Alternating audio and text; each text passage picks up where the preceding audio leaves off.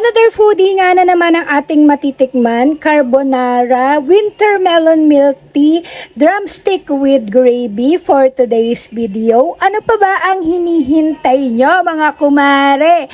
Halika na't samahan nyo ko at atin na tong titikman. Gabi pa nga lang ay very excited na ang aking kaibigang Akla. Paano ba naman kasi kaarawan ng kanyang boyfriend? O sino ka ba dyan, Mare? Sana all my boyfriend. Ganon. Dapat nga ay lalabas kami para sa labas na lang sana kami magse-celebrate ng kanyang boyfriend's birthday. Kaya lang naisipan ko na bakit kaya hindi na lang doon na lang kami sa bahay niya mag-celebrate ng boyfriend's birthday niya. O ganon. Sinabi ko na lang sa kanya na mag-record naman siya ng video habang nagluluto siya para maisama ko naman ito sa aking content. Dahil nga apat lang naman kaming magse-celebrate, o diba nakatipid na nga kami, abay nagkaroon pa ako ng content. Kaya ayan, ano pa bang hinihintay natin? Tikiman time na.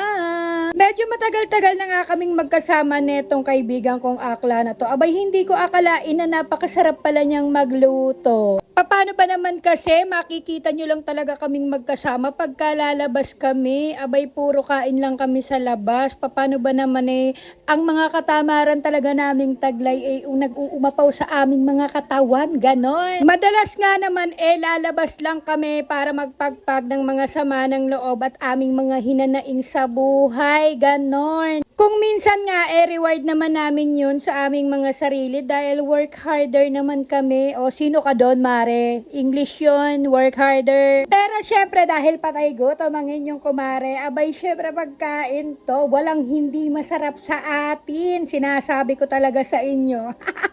Kaya sa sobrang sarap ng kanyang mga niluto, abay feeling ko talaga sa restaurant ako kumain, ganon. Inuulit ko nga lang pala no mga kumare, hindi ko naman po nais na gutumin kayo. Abay share ko lang naman ito para alam nyo. Tikman na natin yung milk tea na yan na galing sa ating isang kaibigan na kanyang paninda, ganon. Anyways, itutuloy ko na nga ang aking pagkain. Maraming salamat nga pala sa mag-boyfriend na yan na kaibigan kong tunay. Yun lang naman for today's video. Siyempre na-share ko lang para alam nyo.